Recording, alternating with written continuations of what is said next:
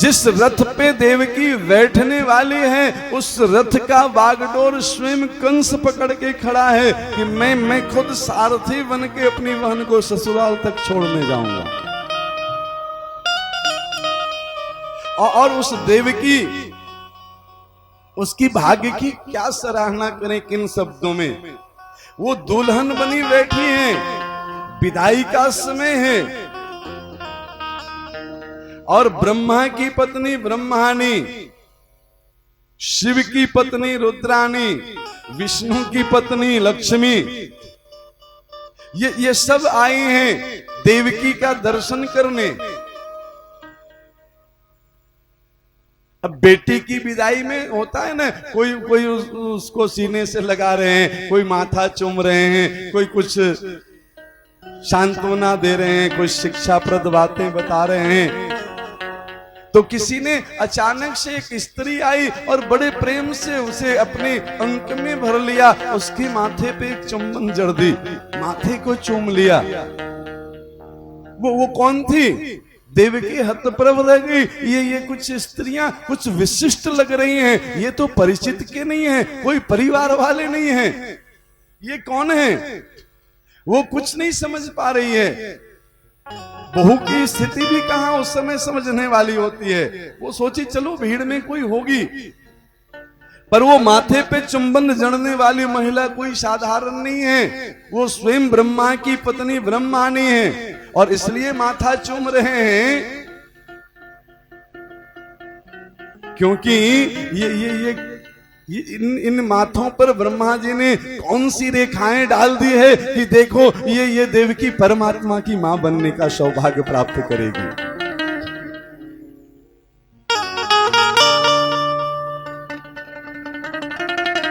शिव की पत्नी रुद्राणी ने देवकी के दोनों हाथ अपने हाथ में लिए, सहला रहे हैं हाथों को, और सहलाते सहलाते उसकी हाथों के रेखाओं को देख रहे हैं कि इस हाथ में ऐसी कौन सी रेखा भरी है जिस रेखा के बदले इसे परमात्मा की मां बनने का सौभाग्य प्राप्त होगा।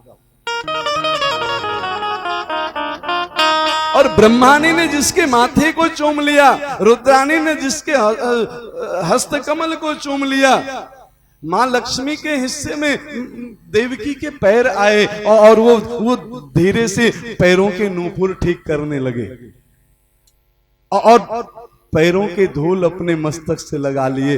पता है क्यों? क्योंकि वो श्री हरि की पत्नी है ना। आज वो समझ नहीं पा रहे हैं कि ये कौन सा सौभाग्य जगह है कि मेरे पति का भी ये जननी बनने का सौभाग्य प्राप्त करेगी। इसकी चरण की धूल तो मेरे माथे पे ही होनी चाहिए। ये है देवकी का सौभाग्य, जिसने अपने आप को पात्र बना दिया। फिर सारी रिद्धियां सिद्धियां प्यारे उसके इर्द गिर्द घूमा किया करते हैं। फिर वो किसी रिद्धि सिद्धियों के लिए मोहताज नहीं होता है। फिर उसके बारे में कहा गया है कि ये मिट्टी को भी छू दे तो सोना बन जाए। शाखों को तू क्या छुआए, कांटों से भी खुशबू आए।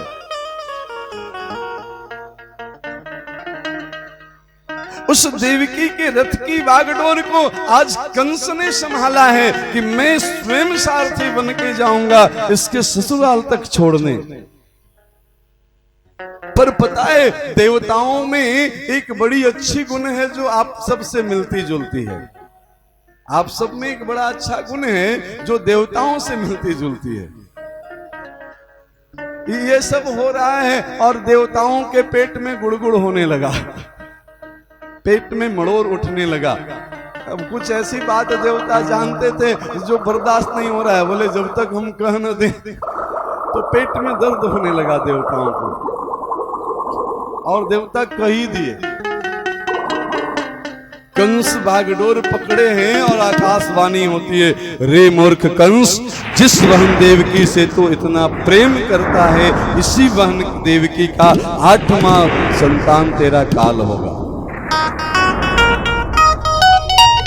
ये देवताओं का गुण होता है। और ये गुण आप सब में है, माताओं में तो एकदम कूट कूट के भरा है।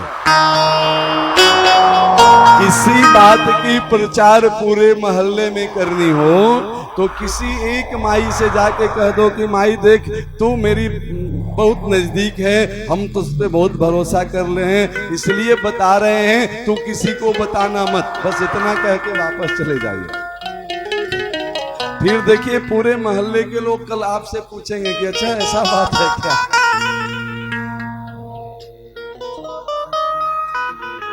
अच्छा, इनका सत्संग पता है कहाँ होता है? इनकी सत्संग शिव मंदिर में बड़ी अच्छी होती है।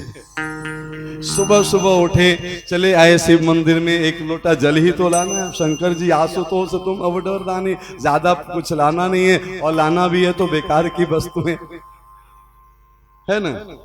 अब लेकर के एक लोटा जल आए, ठंड का दिन, सुबह सुबह जल चढ़ाते जा रहे हैं, ओम नमः शिवाय, ओम नमः शिवाय, ओम नमः शिवाय, ओम नमः शिवाय। और आपस की पूरी बात, मेरी बहू क्या कर रही है, मेरी सासू क्या कर रही है, ये पूरी कथा हो जाएगी ओम नमः शिवाय करते करते। अब इतने में एक स्त्री ऐसी है, अब थोड़ी समझदारी दिखा रही है, क्या घर की बात बाहर में बताना है, वो चुपचाप गुमसुम से वो ओम नमः शिवाय, ओम नमः शिवाय करती जा रही है बिना कुछ बोले, मनी मन। तो ये सब बड़े पारखी होते हैं, समझ गए कि इसके मन में कुछ है, बता नहीं रही है। अरे बहन क्या बात है, तो आज कुछ बड़ी शांत शांत लग रही है, कुछ बोल नहीं रही है। अब वो बहन थोड़ा समझदारी का परिचय दे रही है, नहीं ऐसी कोई बात नहीं है, चलो कुछ खास नहीं। अब तो पक्की हो गई कि कुछ खास ही है, कुछ तो हुआ है सास पुतोह में। तभी सुबह सुबह चेहरे पे 12 बजी है, 2-3 बार पूछेगी, नहीं कुछ है तो बता दो, सब अपने लोग हैं क्या। नहीं कुछ नहीं, ऐसा कुछ है नहीं जैसा तुम सोच रही है। लेकिन क्या बात है, ये सब एकदम वैद्य हैं, नस पकड़ करके रोग समझ जाते हैं। एक महामंत्र है इनके पास, ओम नमः शिवाय, ओम नमः शिवाय, ओम नमः शिवाय बोलते बोलते फिर बोलेंगे, देखो अब हम तो तुम्हें अपना मानते हैं इसलिए कह रहे हैं, बता देने से मन हल्का हो जाता है, बाकी तू जानो बताओ या ना बताओ। बस खुल गई सिम सिम, फिर तो वो जो शुरू होगी तो पूरा मन हल्का कर लेगी, और जिसको सुनाएगी उसको भारी कर देगी। अपना मन तो वो हल्का करके चल देगी, जिसको सुनाएगी वो इतना भारी हो जाएगी कि अब पूरे मोहल्ले में सुनाती फिरेगी दिन भर, क्योंकि अब उसका भार कहाँ हल्का हो।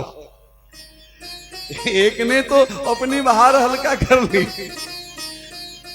अब ये जब तक 10-20 को न बताए तो फिर इनके पेट में मरोड़। अब ये देवताओं का गुण है, अब ये हैं भी देवी। भैया शादी के बाद लड़का लड़की का विवाह होता है तो लड़का देवता बनता है कि नहीं बनता है, पर लड़की तो देवी बनी जाती है। कोई लड़का अपने नाम के साथ पता नहीं देवता लिखा कि नहीं लिखा, पर लड़की सब लिखने लगती है देवी, है ना जी, सब देवी बन जाती है ना। अच्छा, आपको देवी बनाने वाले देवता कौन है, उस देवता को जानते हैं आप? जिसके स्पर्श करने मात्र से आप देवी बन गई।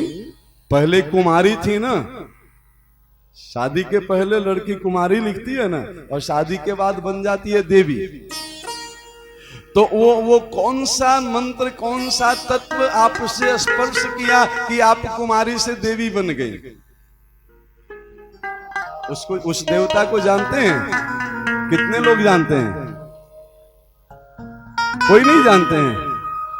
किसके द्वारा आप देवी बनाए गए? पति के द्वारा। उस देवता से परिचय है ना?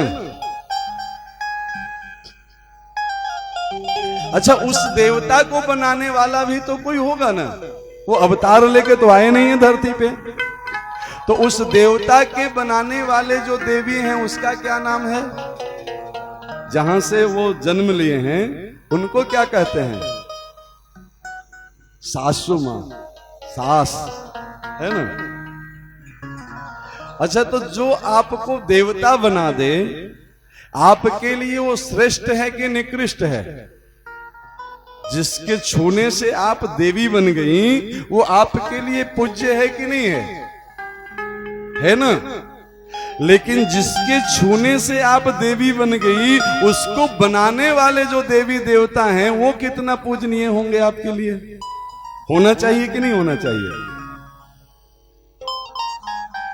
वो अवतार लेके तो आए नहीं है, वो पूजनीय होना चाहिए कि नहीं होना चाहिए? हाँ या ना कुछ तो बोलिए। होना चाहिए ना? कितना करते हैं आप लोग उनकी पूजा? भैया जरा कैमरा जूम कर करके लो, सबका चेहरा बड़ा बढ़िया लग रहा है, देखने लायक है।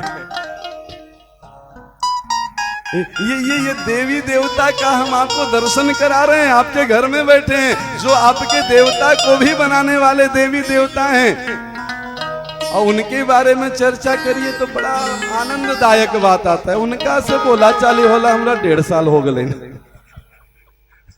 उनकर दुआरिया पूर्व में है, हमर दुआरिया उत्तर में हो गए ना। वो शादी के बाद तो रहते हमने अलगे हो गए।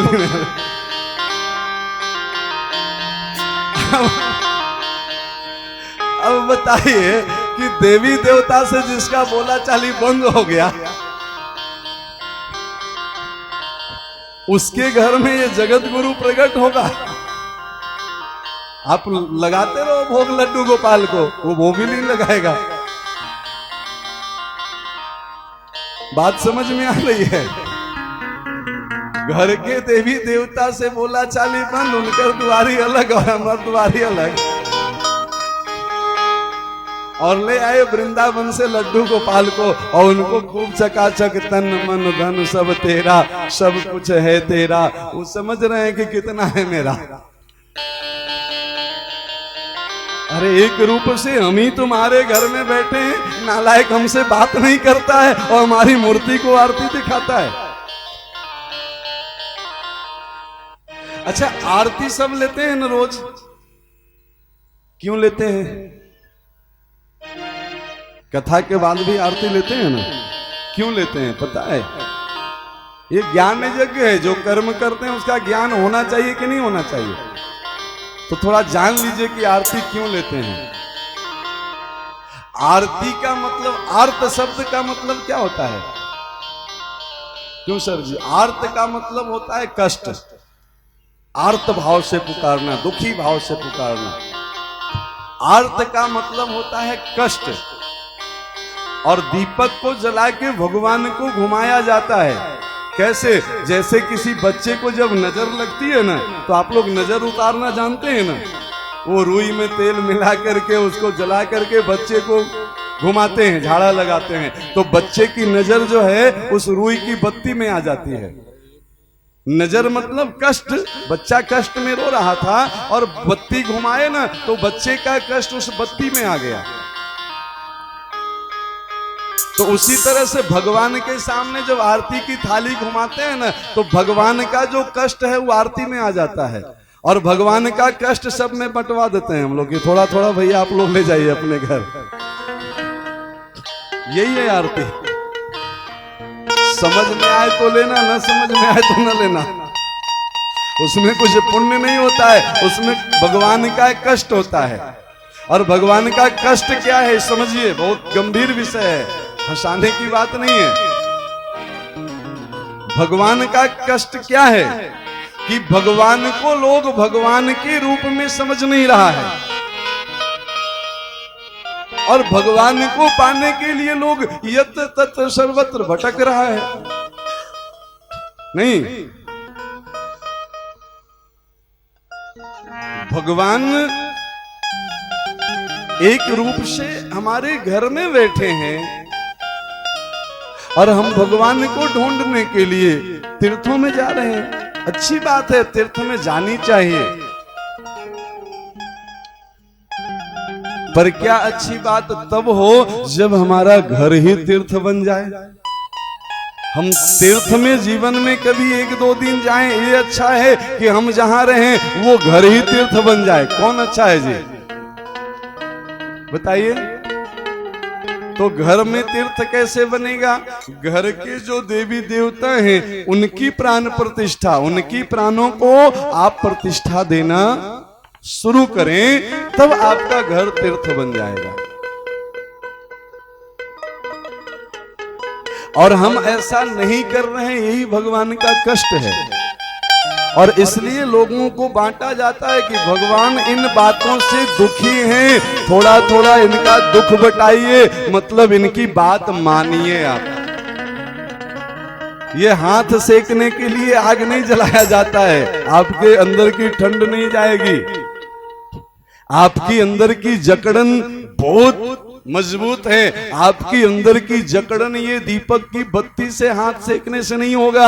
आपके अंदर की जकड़न तो तब जाएगा जब ये दीपक का प्रकाश ज्ञान के रूप में आप में प्रवेश कर जाए प्यारे, ये ज्ञान यज्ञ सफल हो जाएगा।